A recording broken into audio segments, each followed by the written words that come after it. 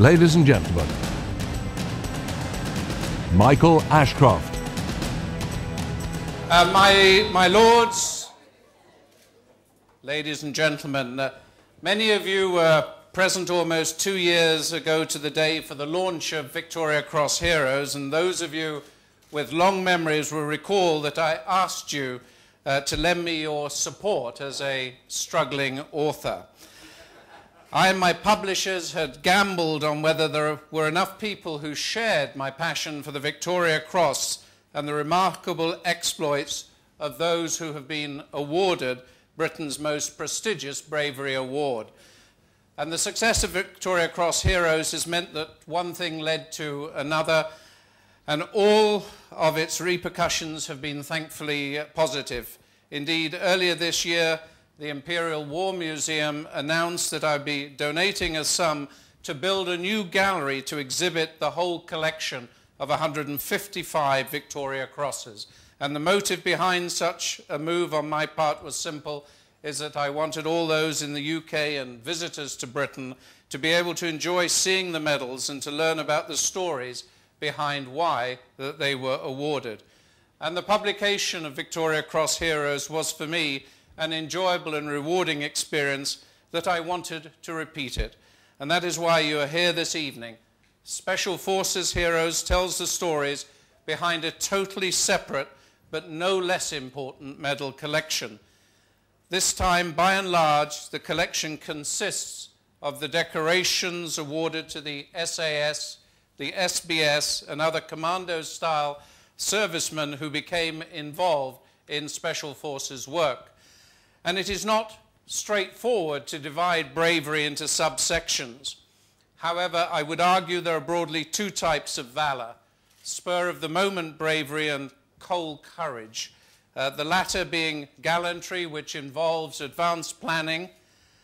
And I have nothing but admiration for those who have been decorated for spur-of-the-moment bravery, perhaps a soldier who in the heat of battle and with his blood up risked his life to save a wounded friend or colleague. But Special Forces Heroes, however, deals primarily with premedicated cold courage. It takes a truly special sort of valor to go undercover behind enemy lines or to form a part of a small elite unit on a hit-and-run raid against a far larger force. The participant knows he is putting his life on the line to a far greater extent than most servicemen do regularly in their line of duty. If the mission goes wrong, the serviceman knows that at best he might be captured and kept as a prisoner of war for months or even years. At worst, he might be seized, tortured, and killed. The more difficult and daring the operation becomes, the lesser the chances that those on it will return. And the bravery detailed in Special Forces Heroes spans 130 years, from a daring undercover raid in enemy territory during the Crimean War, nearly a century before the SAS was even found, to an act of bravery during the Second Gulf War only 5 years ago.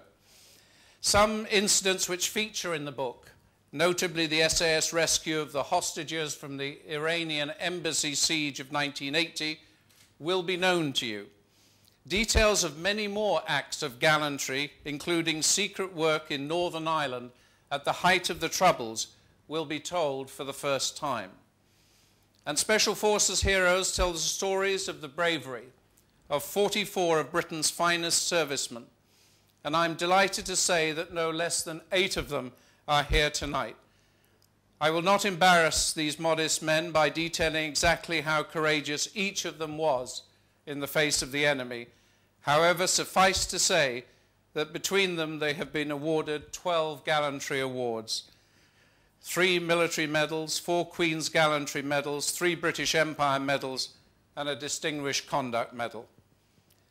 Bronco Lane, Kevin James, Alan Hartland, Tom Collins, Sakonia Takavesi, along with Pete Winner and Michael Watson, the last two being pseudonyms to mask their real identities, have all displayed astonishing bravery in such places as Northern Ireland, the Falklands, the Battle of Mirbat in Oman, recovering hostages from hijacked Flight 181 in Somalia and the Iranian embassy siege.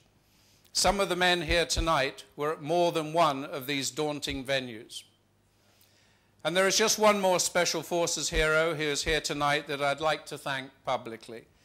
Andy McNabb, who told his own story so vividly in his best-selling book, Bravo 20, was kind enough to write the foreword to Special Forces Heroes. Andy was Britain's most decorated serving soldier when he left the SAS in 1993 with the Military Medal and the Distinguished Conduct Medal, decorations which he cherishes to this day. The book is being published in conjunction with a 4-part television series of the same name that will be shown on Channel 5, starting in fact tonight at 8 o'clock.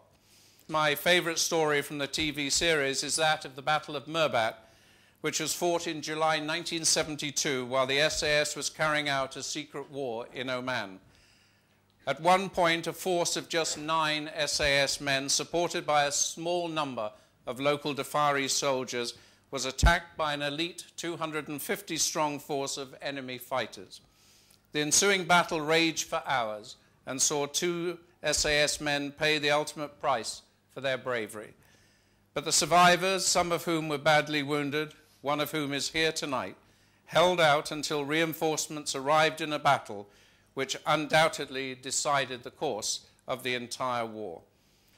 Incidentally, I was so moved by the bravery of the SAS men at Mirbat, which to this day has not been fully recognized because of the secrecy of that war, that earlier this year I sponsored a memorial to the fallen men at the National Memorial Arboretum in Staffordshire, and it specifically honors the courage of Trooper Laba Laba and Tommy Tobin, a medic, who both died during the battle, and also Captain Mike Keeley, who fought in and survived the battle, only to die during a punishing exercise on the Brecon Beacons 7 years later.